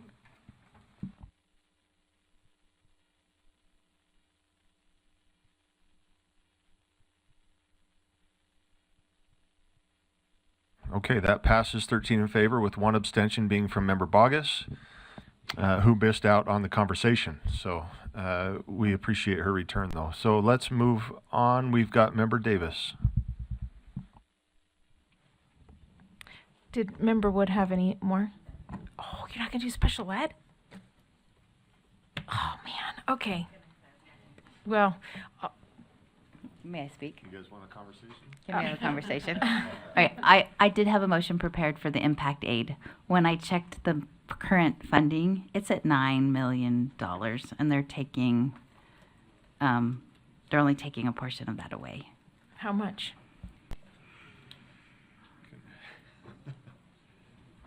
So I can make mine while you find that. yeah, you can. So they're taking away 3.4 million, and the current fund is at 9.5 million. So they're leaving 6.5 million there. I just thought, in light of the conversation of ongoing funding, Okay, I'll I make my had to other motion. maintain my good It's graces fine. because It's just, it funds some really important things, but okay, maybe next year it'll come back. Okay, I've got, does someone have the language ready to put up for the motions from the Data Privacy Advisory Committee? Or the Data Protection Commission now it's called, or something. It's called something new now. The Student Data Protection Advisory Group. That is what it's called officially. So all of you have received these in your email box. I'll start with the one that you got a week ago, and then I'll move to the ones that you got a few days ago after the advisory commission met. The first one is the motion that that the advisory group recommends that the board oppose HB 303 for the following reasons. The bill overrides the ability of LEAs to protect their student data. The bill would cause burden on LEAs. The board has already considered a similar version of the request and decided not to move forward, but rather move forward with an alternative solution for school choice awareness and data security and mishandling risks increase with the frequency of data transferring, particularly if sent via insecure methods and varying systems. That's the first one. And then I'd like to vote on these separately, but should I just make one at a time? Or do you want me to just tell them all and then? I think it'd be best. Let's, vote we've got a separately. second on this one if we're So ready. vote? Okay. And then board members, I would just invite you. It is 6:26, and I'm looking forward to another robust discussions, but I would invite you. I know we're going to speak in favor. Let's just be brief. How's that? And then let's try to keep it to one comment. I won't speak at all. And Molly won't speak at all. I don't believe that, but okay. Now I'm taking time explaining, but let's just be aware of time. The motion before the board is that the board oppose HB 303 for the following reasons as explained by the Student Data Protection Advisory Group. The bill We could just read those. You don't need to read those. Okay. Other So yeah, we don't need the explanation, but that is the motion. It's been seconded. Back to you to speak to this motion. I'm not a voting member of this group, but it's made up of data protection specialists in a variety of fields, including education. But this was the recommendation. And anyway, I can speak more to it, but see how the discussion goes, I guess, in the interest of time. If there are board members who are on the fence, then put your light on. If you already know how you're going to vote, then let's go ahead and vote. So I don't see any. Okay, Member Earl. I'll be quick. I mean, something very similar was brought before us last year. If I remember, we worked with districts and otherwise to create some portals and that type of a thing. We'd put it on our parent portal, as well as ask for the flexibility on local SIS systems as people are logging in and parents doing things that they can actually check and get information. Am I remembering that right? Okay, so okay, thank you. Thank you. So the motion before the board is that the board oppose HB 303 for the following reasons as explained by the Student Data Protection Advisory Group. Essentially, the motion is that the board oppose HB 303. Member Lear is asking who the sponsor. Okay, never mind. Okay, let's go ahead and vote.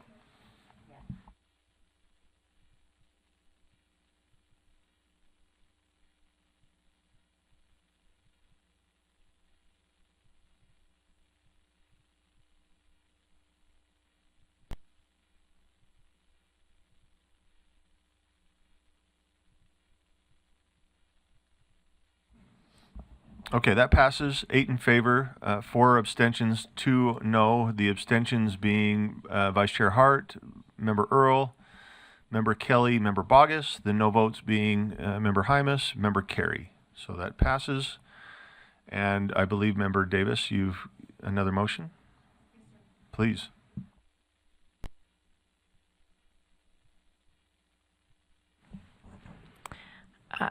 I move that the board direct staff to work with the legislature to amend lines 1386 to 1400 of HB 40 sub 1 to 1, add a requirement for an audit log feature when someone outside the school system, like public safety answering points and law enforcement agencies or others, accesses panic alert or surveillance footage, and requires a law enforcement agency or public safety answer point to submit a report after any event of access. And B, add a requirement that LEAs establish appropriate access protocols with the entities in 3A consistent with 34 CFR 99.36. Do we have a second to that? Second. Okay, second. Back to Member Davis. If you have specific questions, I might have to call on Director Chalice because I was not able to attend this particular meeting, but it did pass unanimously of the Student Data Protection Task Force or group. Member Lear. I know you don't want to take a lot of time, but in order to vote on this with eyes open, I need to know if 34 CFR requires the first part of that that B section, or if it is just allows. And I don't know if Katie can speak to that quickly or no. Yeah, as she approaches, thank you, Katie, for being available.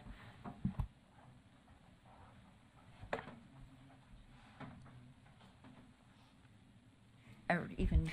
Yeah, thank you. Katie Chalice, Director of Privacy.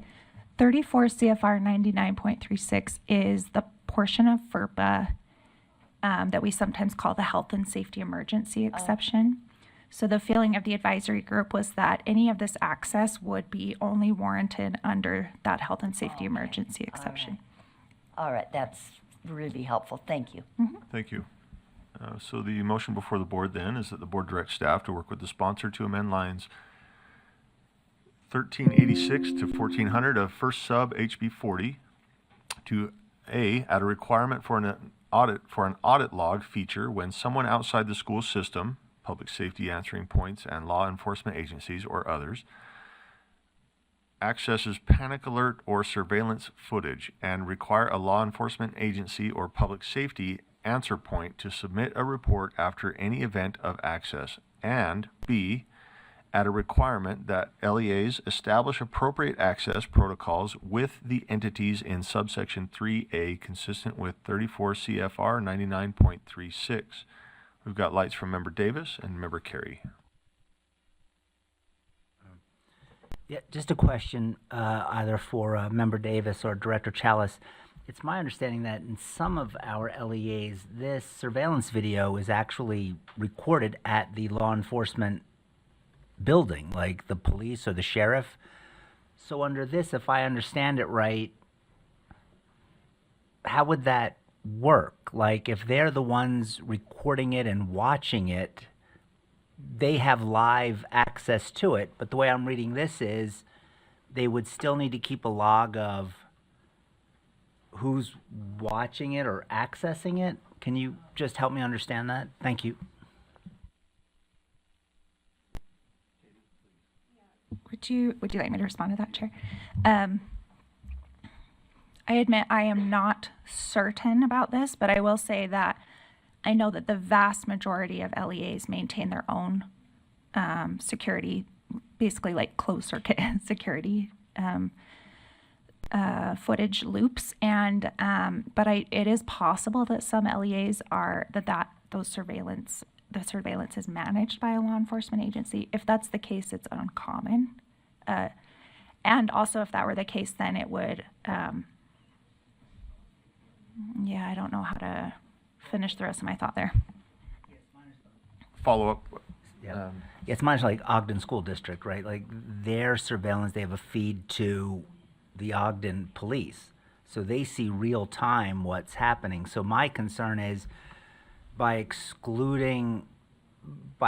imposing additional, well, I don't even know how this would work, right? Like when we say access, that's their job. So are we telling them here that they're unable to, because it doesn't say they can't watch it, it just says they have to maintain an audit log, is that correct? Right, and I would argue that I have end of day brain, so please forgive me for my slow responses. I would argue that a law enforcement agency regularly watching a feed, and I'm saying separate from someone who provides school security, that's on its own. But if a law enforcement agency were regular observing the feed of a school, that would be uncommon, and I don't know if concerning is the right word, but it would definitely be out of the norm. What is not necessarily inappropriate or out of the norm is as needed access to the feed. So if there's a report that there's an emergency in the school, that the law enforcement agency would have the ability to immediately access that feed, but that they wouldn't just be sitting there watching it all day long without a health and safety emergency reason. Thank you. Thank you. Member Lear. It is more to the very end of A, and that is my experience working with LEAs and some law enforcement agencies, is that yes, it records, but they record over. In almost every both LEA and law enforcement agency I've ever interacted with. So I'm saying maintaining the log is what's important, because they don't maintain those for the most part. They usually record over them or maintain them for a very short time because they don't want to be subject to grammar requests. Thank you, Member Lear. The motion has been read, and it is before the board at this time. With no motions, I will not restate. So, and no other lights, let's go ahead and vote.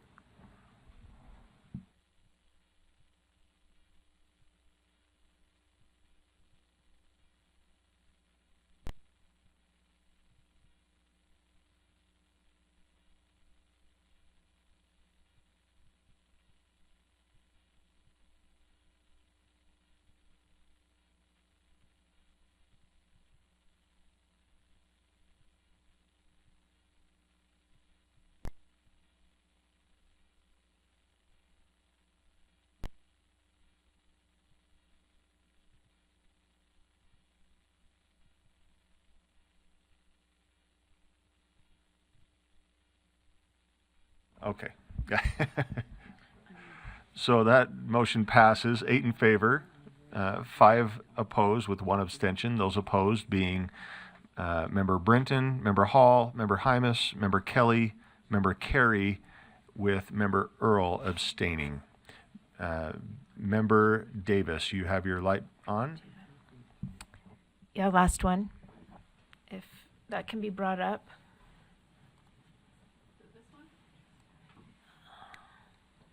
Yep. I move that the board direct staff to work with the sponsor to seek clarity on the term health outcomes as used in HB 371 and ensure that any data collection complies with data privacy laws and regulations. Thank you. Do we have a second? Okay. So that's been seconded. We have a question. Okay. So it's been seconded. Back to you, Member Davis. I think it's just pretty explanatory. I think they're just looking on more clarity, like what does health outcomes mean exactly, and is the data going to be? Just needs to emphasize Yeah, pretty straightforward motion. complies with privacy laws. I've got Member Kelly and then Member Earl. I'm in line for my next motion, so. Okay, Member Earl. Yeah, as I went back and read through this, and I'm not seeing that this is intended to gather health data like immunizations and things like that. This is, but it's, I think it's trying to get kids exercising, eating healthy. It just doesn't, well, all right. It just seems like it's a stretch, but when I wasn't there for the discussion, so meaning with the privacy, it just, I couldn't make the correlation that this was an overarching, and that's fine. We can get more information from staff. I just was having a hard time understanding that this was something more than trying to get kids to exercise and eat healthy. So. Okay, and that might come out in the seeking clarity. What's that? So the motion before the board then is that the board direct staff to work with the sponsor to seek clarity on the term health concerns as used in HB 371 and ensure that any data collection complies with data privacy laws and regulations. Let's go ahead and vote.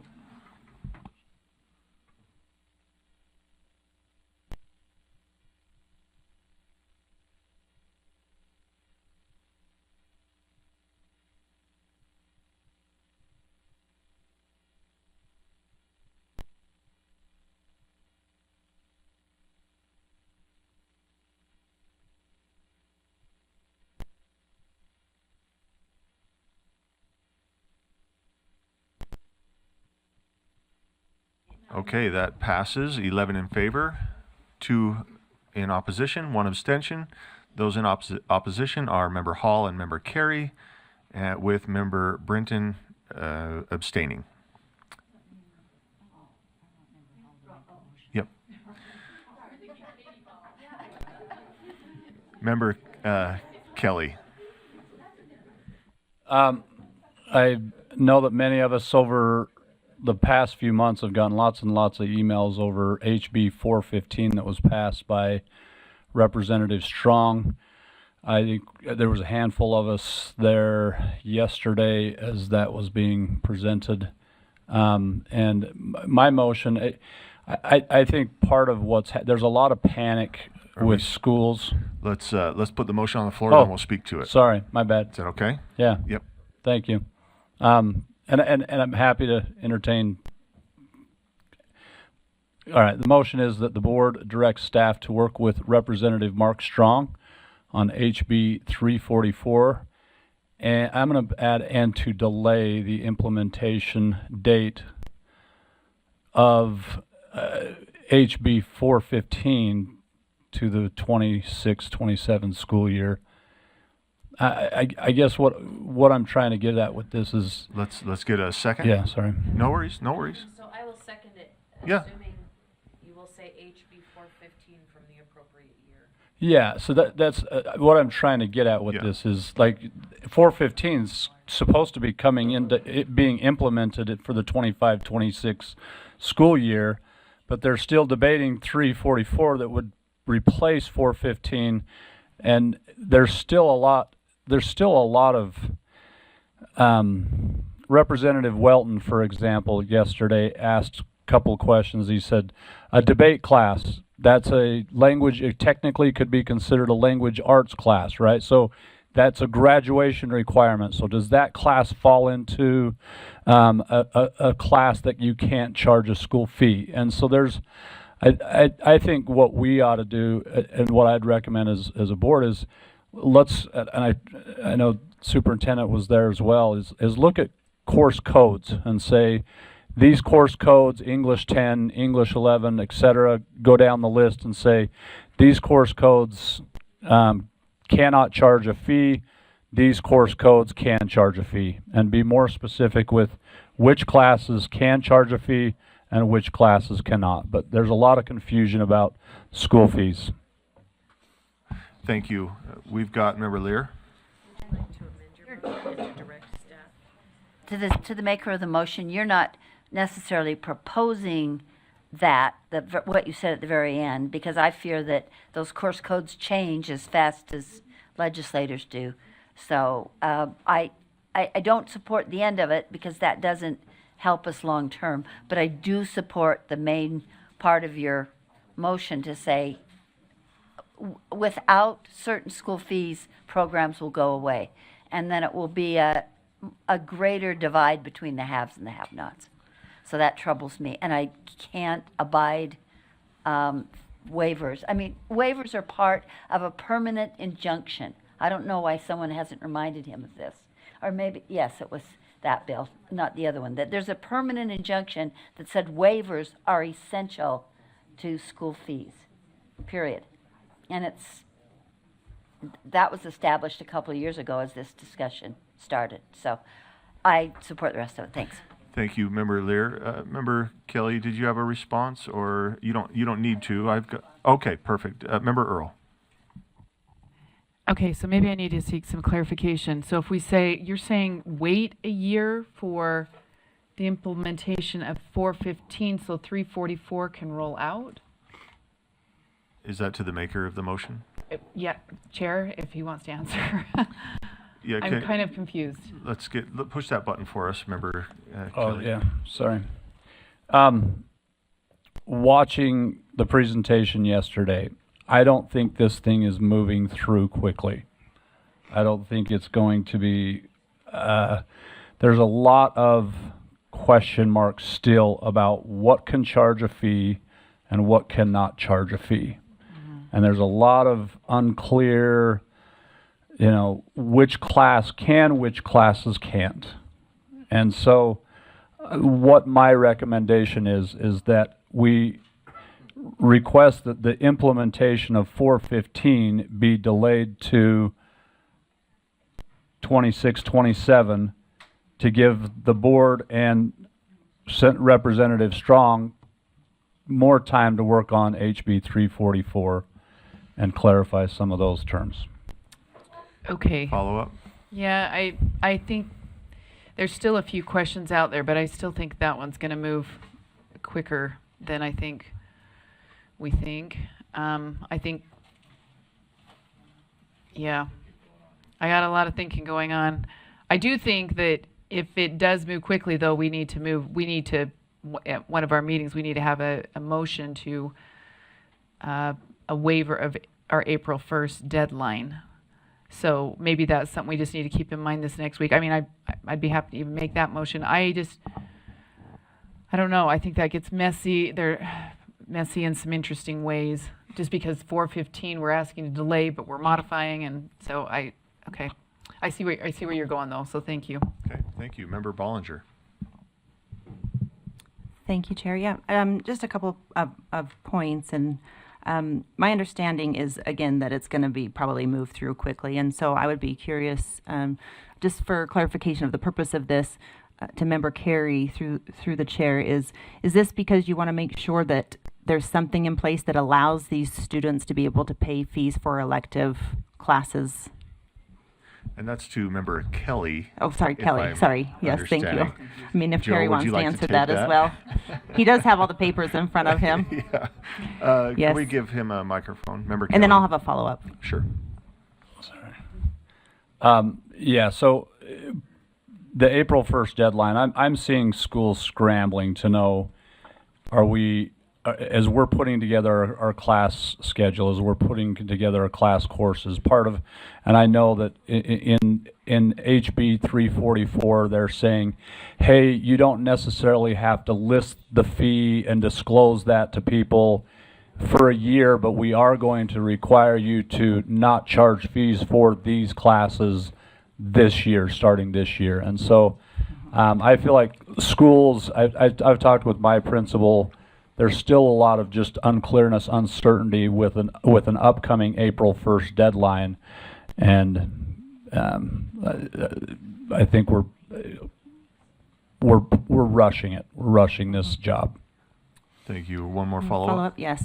And I agree with that. And I do know that there was discussion at the end by Representative Strong to work with the board for that extension on the April 1st, because I think the plan is to move it forward. And if they didn't, to change the implementation of 415, that would have to be an amendment. They'd have to push 415 with a change. So I think what they're trying to do is 344. So I wonder with this motion, if we maybe could delay it a week to see what happens with the bill, if you'd be open to that. The motion is before the body at this point. We could,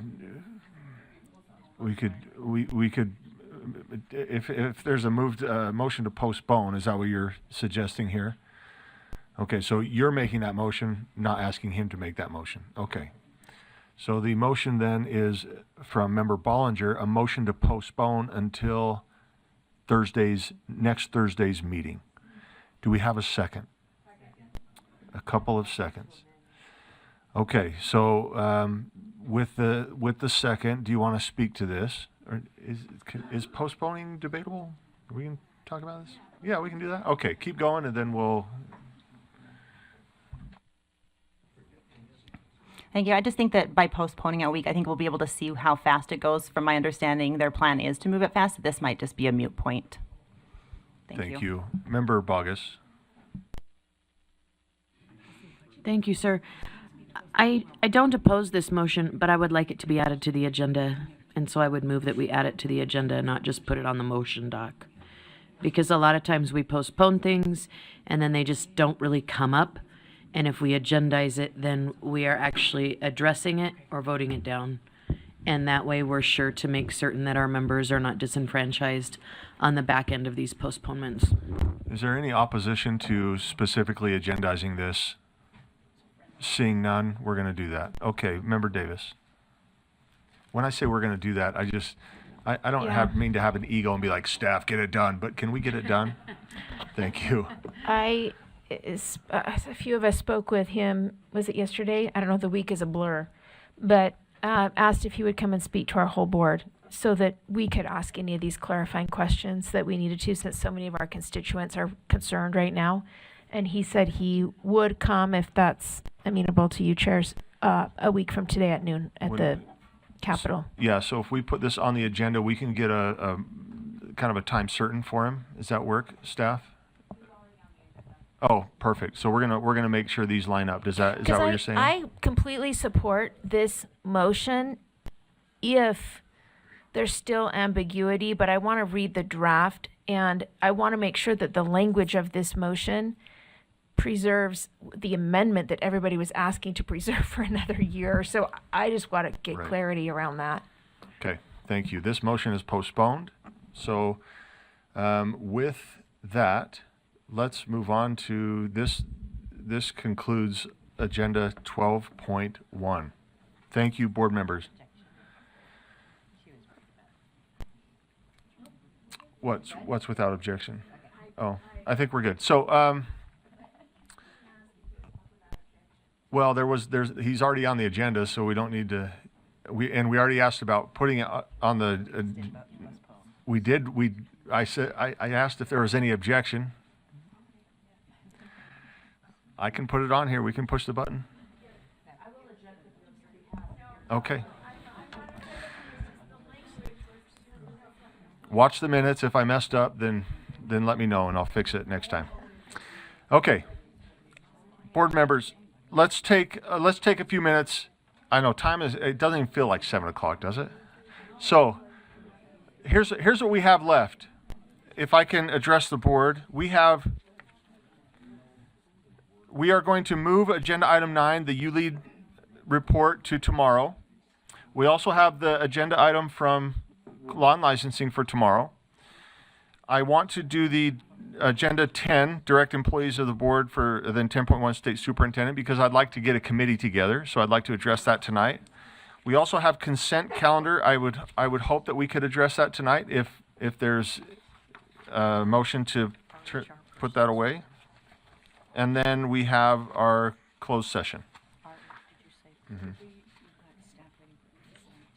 Yeah. So I think we can make it through these items. Is there anybody that says, no, we can't do it? I've got 2 hours to spend on this agenda item. Please, Member Bogus. My concern is not that we would attempt to do them, but that we would rush them through because we don't have enough time to adequately debate them.